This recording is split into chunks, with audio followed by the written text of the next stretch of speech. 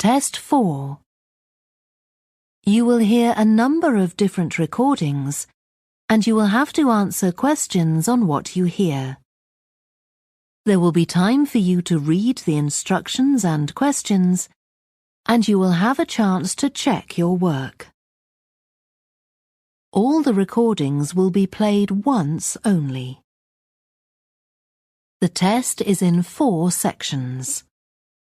At the end of the test, you will be given 10 minutes to transfer your answers to an answer sheet. Now turn to Section 1. Section 1. You will hear a woman telephoning for information about a festival. First, you have some time to look at questions 1 to 7.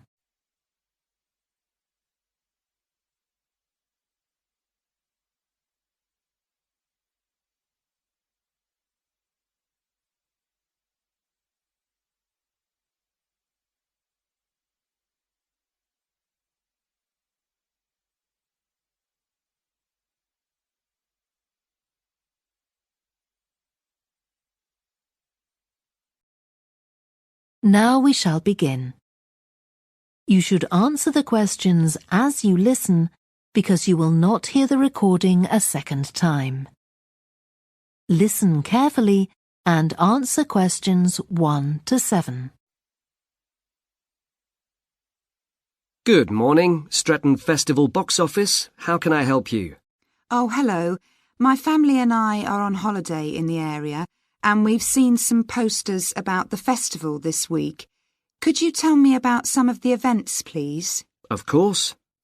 First of all, are there still tickets available for the jazz band on Saturday? There are, but only £15. The £12 seats have all been sold. OK, and the venue is the school, isn't it? Yes, that's right. The secondary school. Make sure you don't go to the primary school by mistake. And there's an additional performer who isn't mentioned on the posters. Carolyn Hart is going to play with the band. Oh, I think I've heard her on the radio. Doesn't she play the oboe or flute or something? Yes, the flute. She usually plays with symphony orchestras, and apparently this is her first time with a jazz band. Well, I'd certainly like to hear her. Then the next thing I want to ask about is the duck races. I saw a poster beside a river. What are they exactly? Well, you buy a yellow plastic duck, or as many as you like. They're £1 each. And you write your name on each one. There'll be several races, depending on the number of ducks taking part. And John Stevens, a champion swimmer who lives locally, is going to start the races. All the ducks will be launched into the river at the back of the cinema. Then they'll float along the river for 500 metres, as far as the railway bridge. And are there any prizes? Yes. The first duck in each race to arrive at the finishing line wins its owner free tickets for the concert on the last night of the festival. You said you can buy a duck. I'm sure my children will both want one. They're on sale at a stall in the market. You can't miss it. It's got an enormous sign showing a couple of ducks. OK, I'll go there this afternoon. I remember walking past there yesterday. Now, could you tell me something about the flower show, please? Well, admission is free, and the show is being held in Bythwaite Hall. Sorry, how do you spell that? Bythwaite.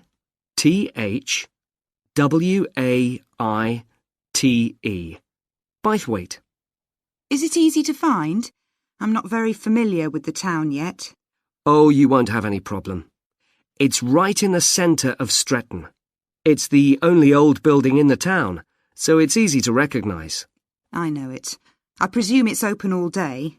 Yes, but if you'd like to see the prizes being awarded for the best flowers, you'll need to be there at 5 o'clock. The prizes are being given by a famous actor, Kevin Shapless. He lives nearby and gets involved in a lot of community events. Gosh, I've seen him on TV. I'll definitely go to the prize giving. Right. Before you hear the rest of the conversation, you have some time to look at questions 8 to 10.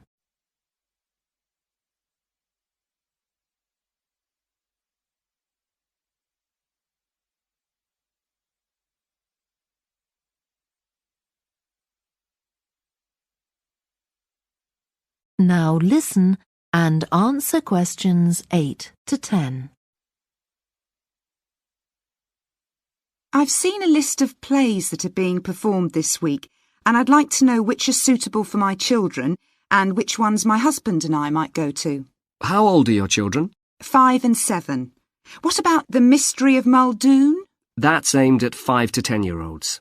So if I take my children, I can expect them to enjoy it more than I do? I think so. If you'd like something for yourself and your husband and leave your children with a babysitter, you might like to see Fire and Flood. It's about events that really happened in Stretton 200 years ago, and children might find it rather frightening. Oh, thanks for the warning.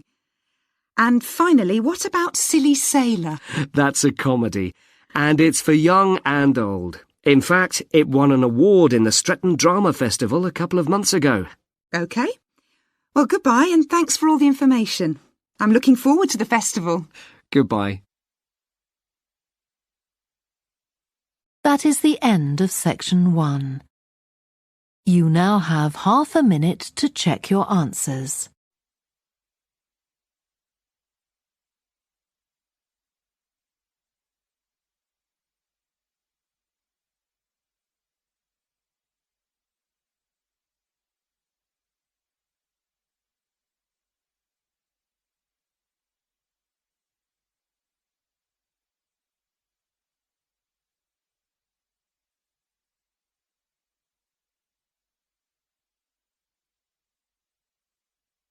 Now turn to section 2. Section 2. You will hear a guide at an art museum talking to a group of visitors. First, you have some time to look at questions 11 to 16.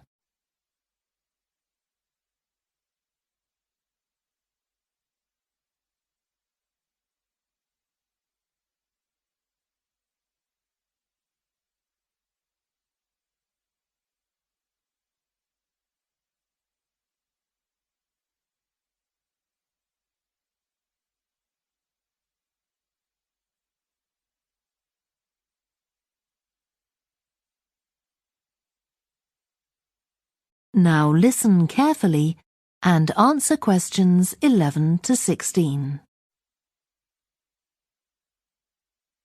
Good morning and welcome to the museum, one with a remarkable range of exhibits which I'm sure you'll enjoy. My name's Greg and I'll tell you about the various collections as we go around. But before we go, let me just give you a taste of what we have here. Well, for one thing, we have a fine collection of 20th and 21st century paintings, many by very well-known artists. I'm sure you'll recognize several of the paintings. This is the gallery that attracts the largest number of visitors, so it's best to go in early in the day before the crowds arrive. Then there are the 19th century paintings. The museum was opened in the middle of that century, and several of the artists each donated one work to get the museum started, as it were. So they're of special interest to us. We feel closer to them than to other works. The sculpture gallery has a number of fine exhibits, but I'm afraid it's currently closed for refurbishment. You'll need to come back next year to see it properly, but a number of the sculptures have been moved to other parts of the museum. Around the World is a temporary exhibition. You've probably seen something about it on TV or in the newspapers. It's created a great deal of interest because it presents objects from every continent and many countries, and provides information about their social context, why they were made, who for, and so on. Then there's the collection of coins. This is what you might call a focused specialist collection because all the coins come from this country and were produced between 2,000 and 1,000 years ago. And many of them were discovered by ordinary people digging their gardens and donated to the museum. All our porcelain and glass was left to the museum by its founder when he died in 1878, and in the terms of his will, we're not allowed to add anything to that collection. He believed it was perfect in itself, and we don't see any reason to disagree. Before you hear the rest of the talk, you have some time to look at questions 17 to 20.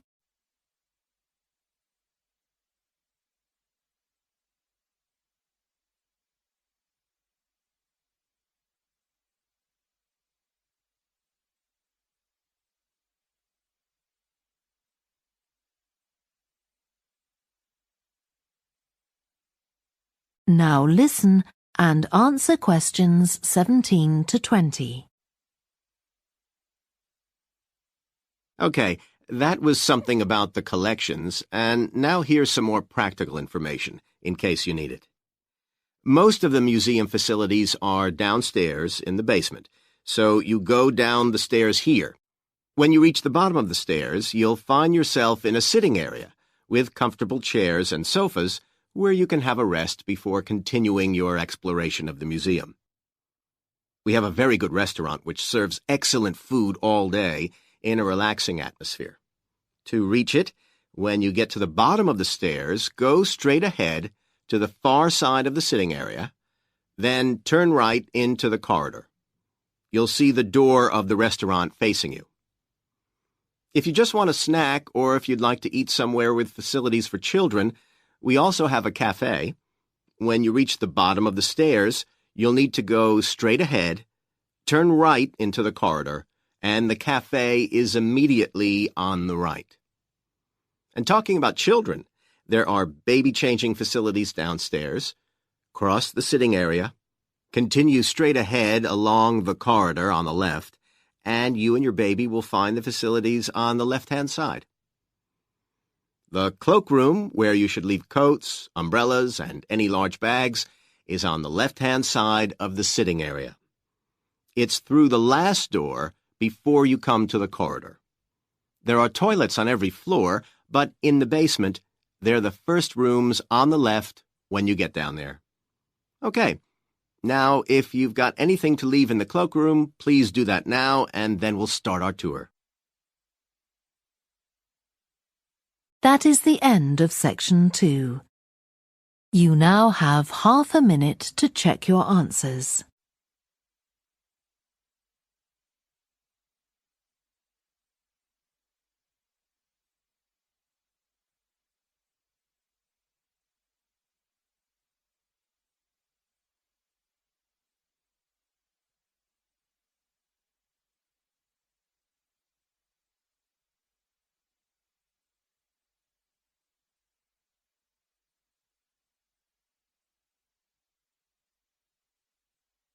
Now turn to section 3.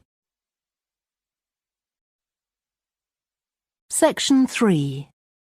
You will hear a student called Joanna talking to her new supervisor about some research she has done on psychology and music.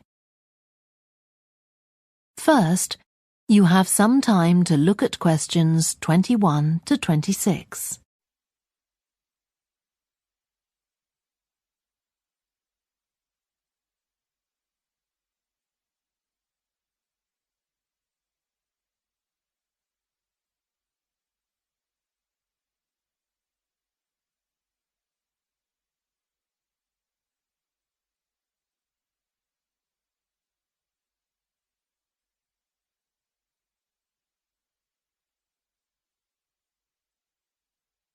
Now listen carefully and answer questions 21 to 26.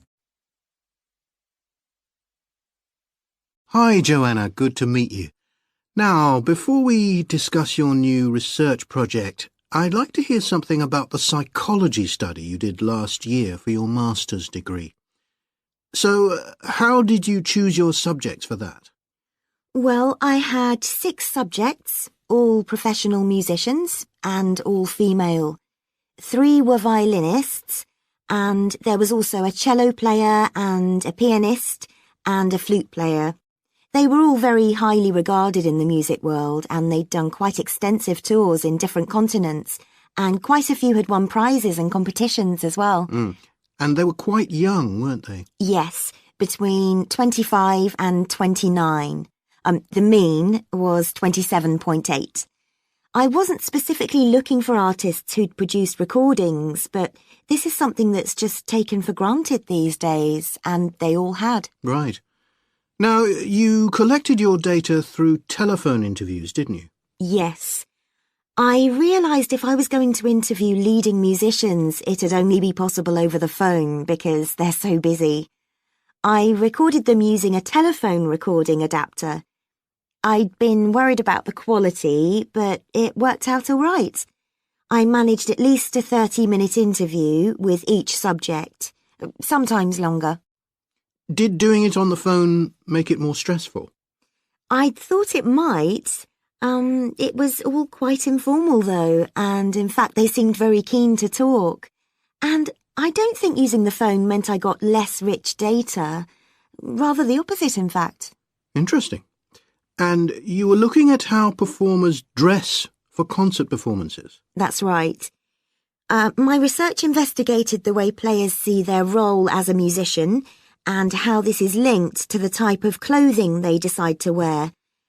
But that focus didn't emerge immediately. When I started, I was more interested in trying to investigate the impact of what was worn on those listening, and also whether someone like a violinist might adopt a different style of clothing from, say, someone playing the flute or the trumpet. It's interesting that the choice of dress is up to the individual, isn't it? Yes, you'd expect there to be rules about it in orchestras, but that's quite rare. Before you hear the rest of the discussion, you have some time to look at questions 27 to 30.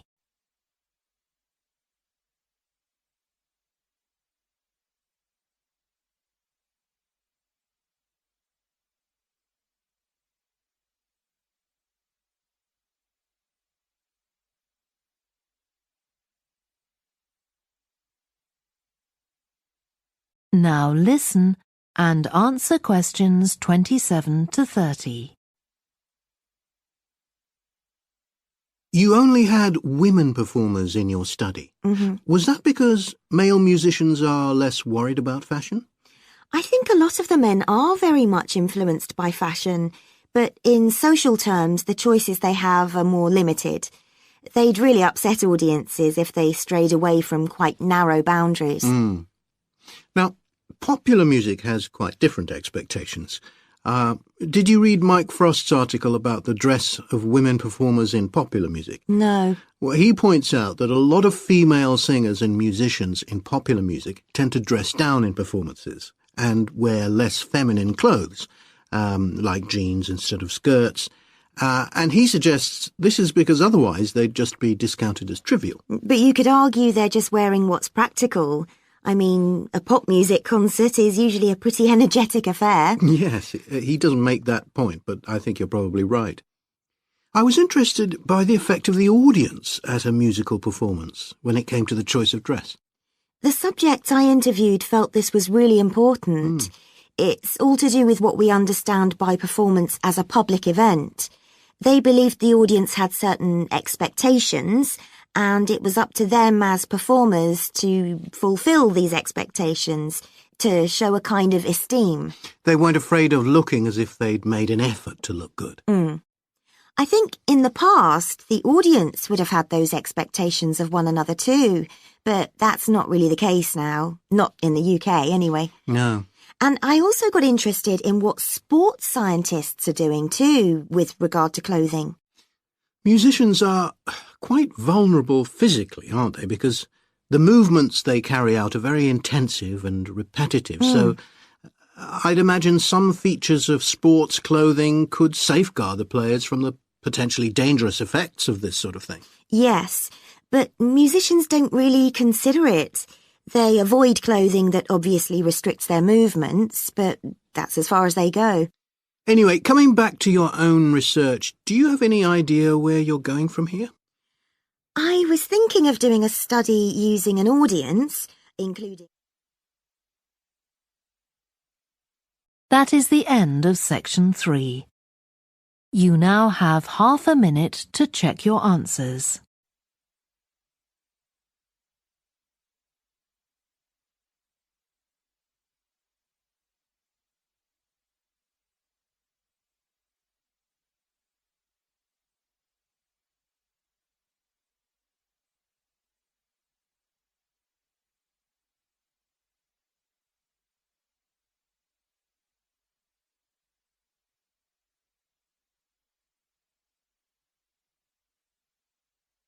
Now turn to section 4. Section 4. You will hear part of a lecture about a way of reducing the amount of carbon dioxide in the atmosphere. First, you have some time to look at questions 31 to 40.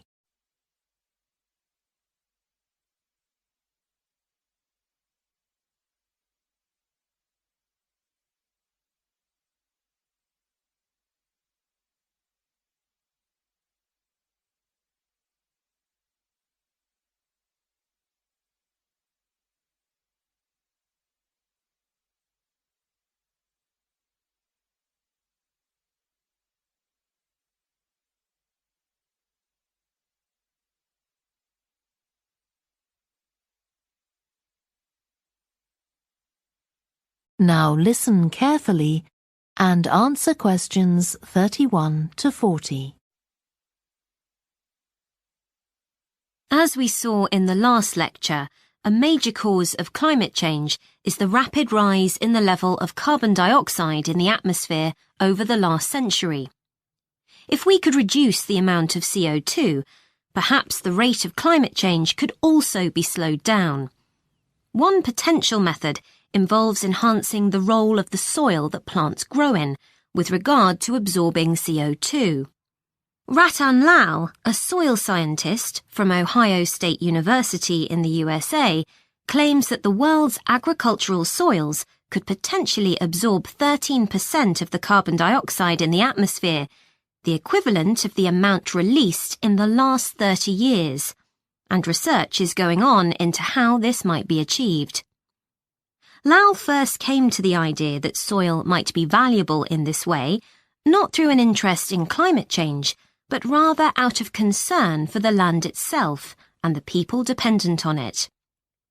Carbon-rich soil is dark, crumbly and fertile and retains some water. But erosion can occur if soil is dry, which is a likely effect if it contains inadequate amounts of carbon. Erosion is of course bad for people trying to grow crops or breed animals on that terrain. In the 1970s and 80s, Lal was studying soils in Africa so devoid of organic matter that the ground had become extremely hard, like cement. There he met a pioneer in the study of global warming, who suggested that carbon from the soil had moved into the atmosphere. This is now looking increasingly likely. Let me explain.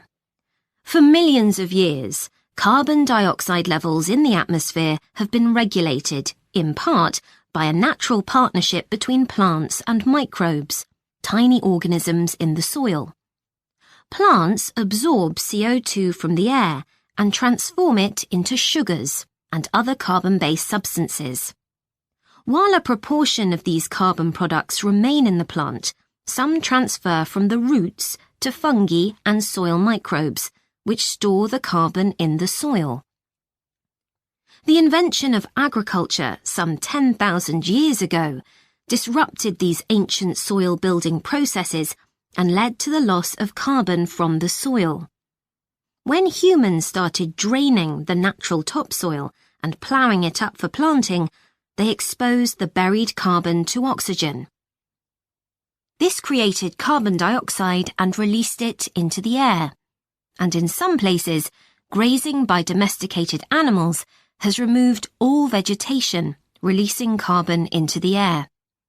Tons of carbon have been stripped from the world's soils, where it's needed, and pumped into the atmosphere. So, what can be done? Researchers are now coming up with evidence that even modest changes to farming can significantly help to reduce the amount of carbon in the atmosphere. Some growers have already started using an approach known as regenerative agriculture. This aims to boost the fertility of soil and keep it moist through established practices. These include keeping fields planted all year round and increasing the variety of plants being grown. Strategies like these can significantly increase the amount of carbon stored in the soil, so agricultural researchers are now building a case for their use in combating climate change.